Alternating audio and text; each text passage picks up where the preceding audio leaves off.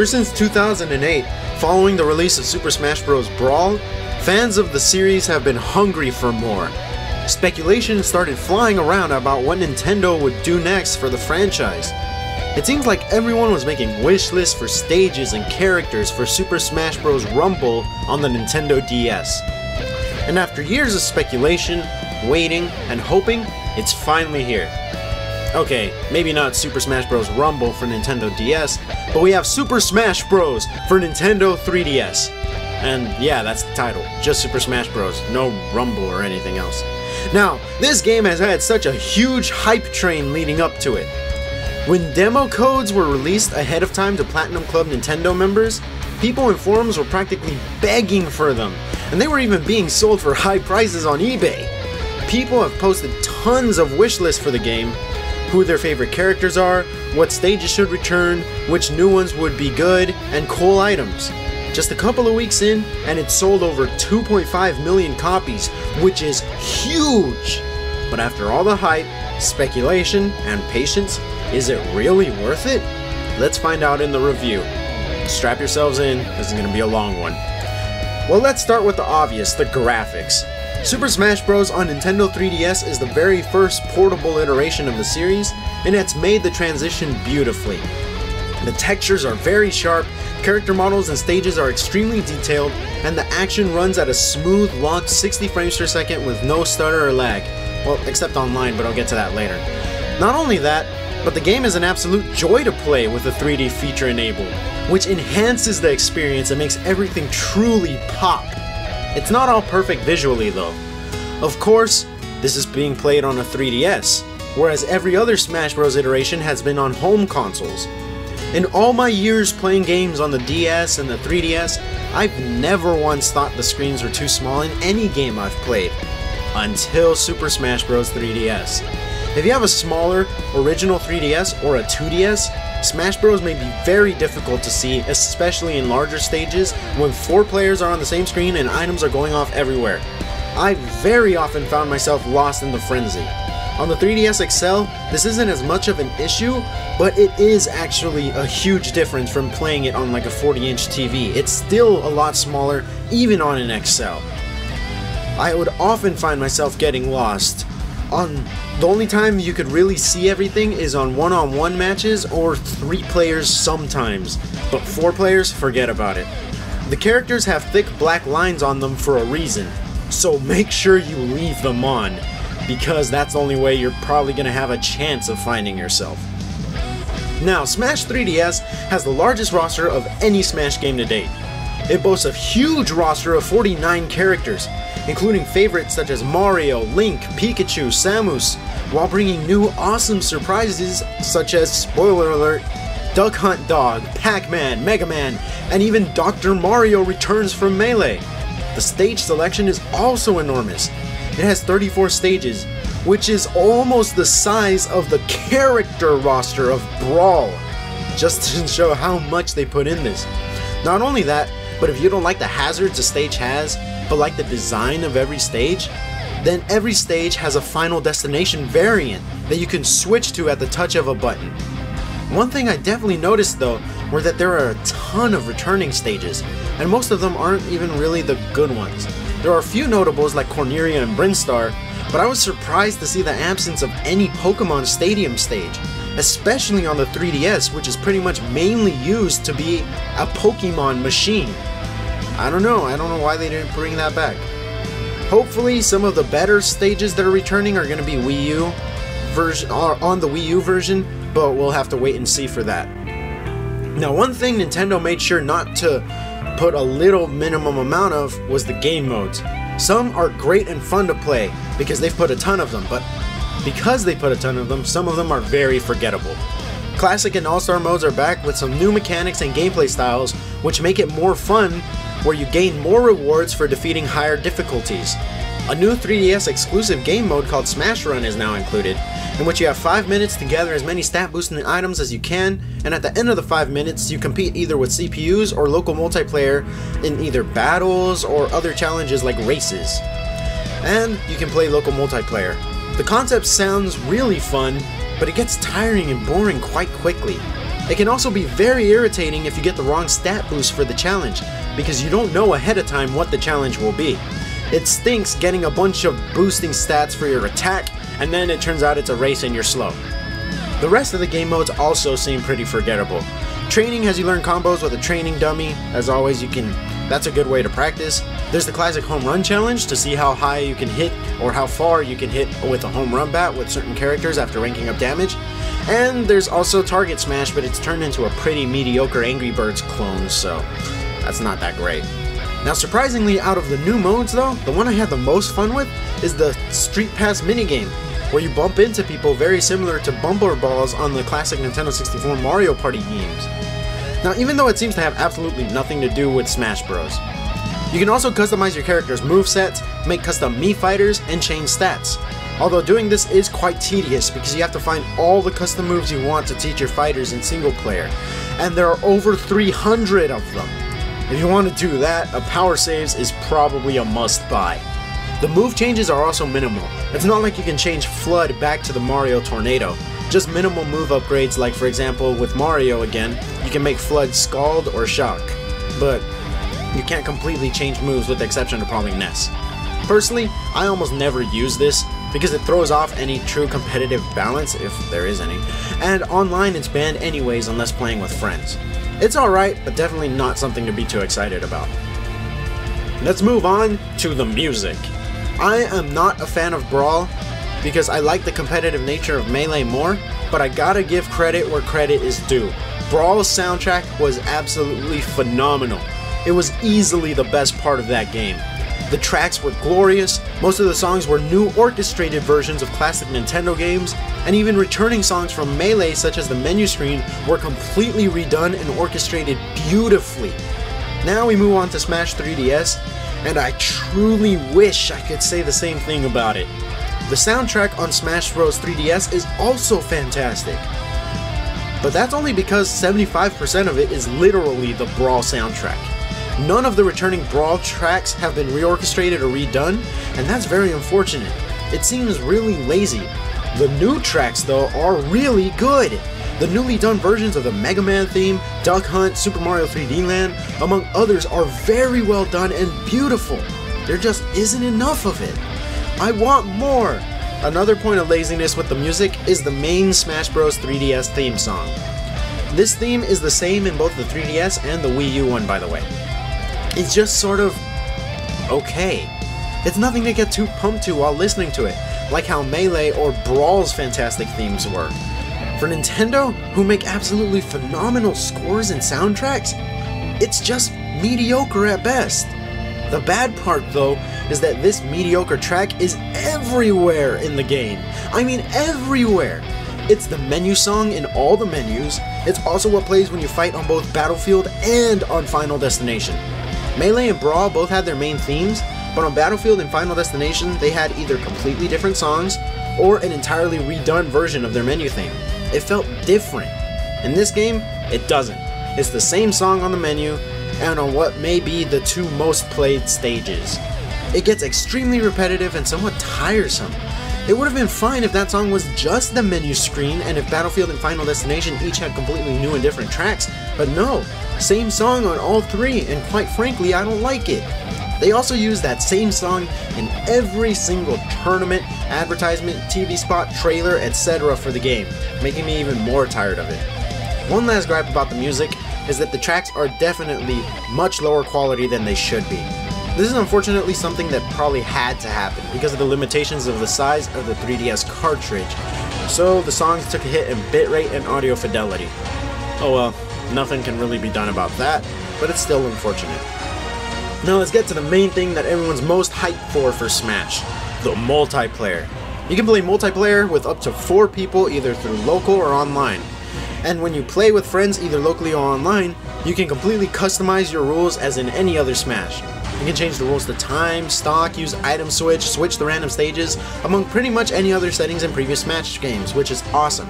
One notable absence though is the option to change the frequency of items. In previous Smashes, you could make the item appearance to off, low, medium, high, or very high. In Smash 3DS, you can only change it to either on or off. which seems pretty disappointing if you want to play with items on but low frequency. The one thing that I really like is that rather than player 1 selecting the stage over and over though, everyone votes on a stage and the computer randomly selects one of the stages chosen by one of the players. That way, everyone has a random chance of playing their favorite stages. Online with people who aren't on your friends list is a completely different story though. You're stuck into 2 game modes, For Fun and For Glory. For Fun has you playing every stage in its original version with all items on, and it doesn't keep track of any stats or deaths or anything. While For Glory keeps track of all your stats, all your deaths, but it turns off all items and you play only on Final Destination. It's fun and an easy way to separate the competitive from casual players, but would have been a lot better if there was some customization allowed. You can't change item switch on the For Fun mode or turn off the items you dislike. And you're tied to only the time limit and stock limit Nintendo programmed.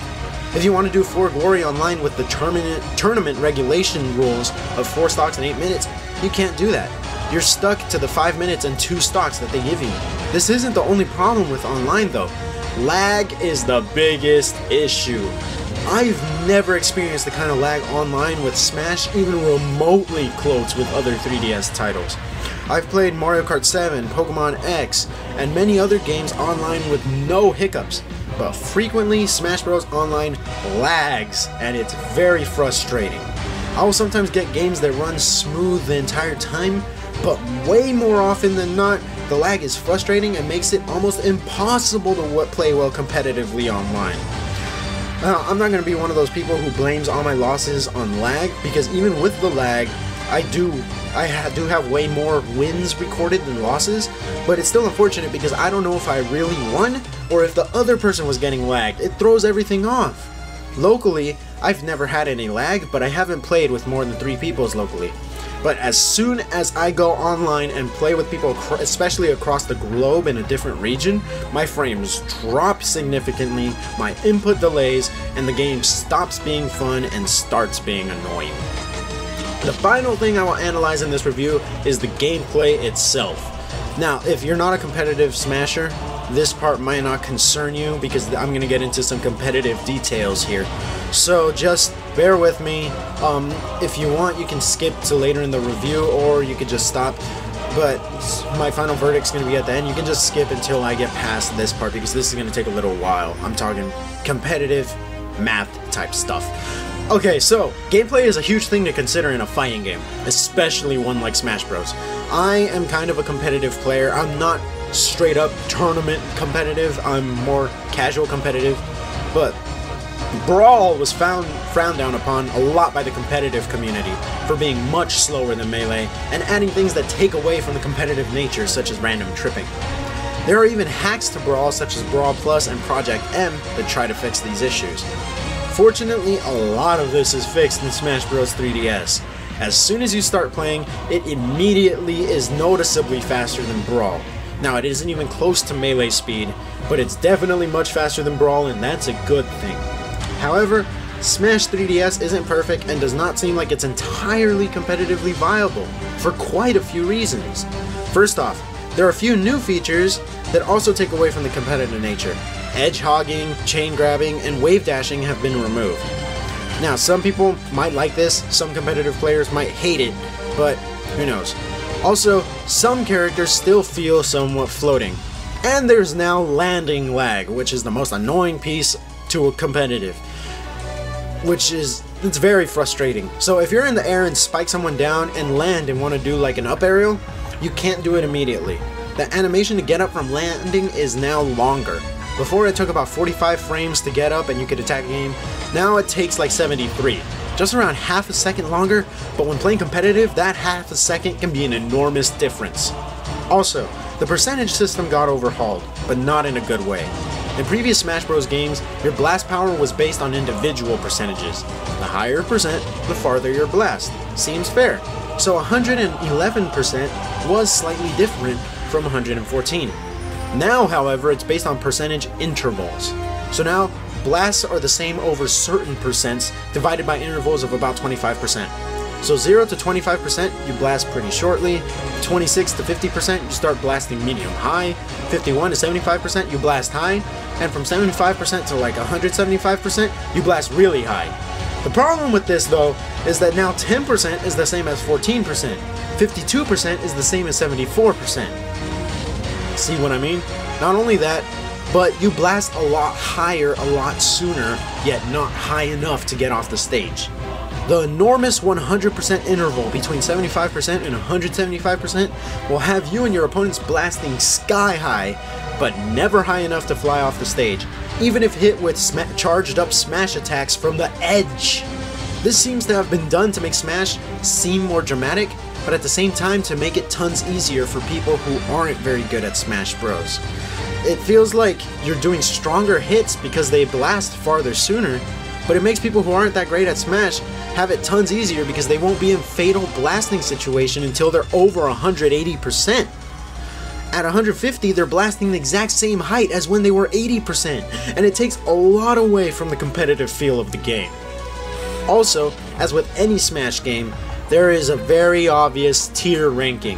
Now I know Nintendo tries to balance it as best they can, but in this game it's extremely obvious what characters are higher tier than others. Some are extremely better. Some who dominated in previous games have been nerfed extremely hard and made tons weaker. For example, in Melee, two of the best characters were Falco and Fox, but in Smash 3DS they're pretty terrible. Marth and Ike have also been pretty competitively powerful in the previous games, but in this one they got nerfed so hard they're near the bottom of the tier list. In fact, Marth is probably the second worst character in the game competitively, with the only worse character than him being Palutena, which is kind of ironic because in her initial reveal trail she looked like she would be broken and overpowered. Turns out she's the weakest of all the characters in the game, I guess.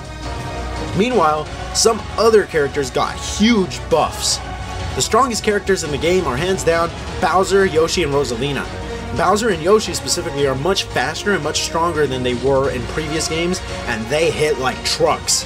The tiers are so obviously divided this time that it may put more competitive players off from it.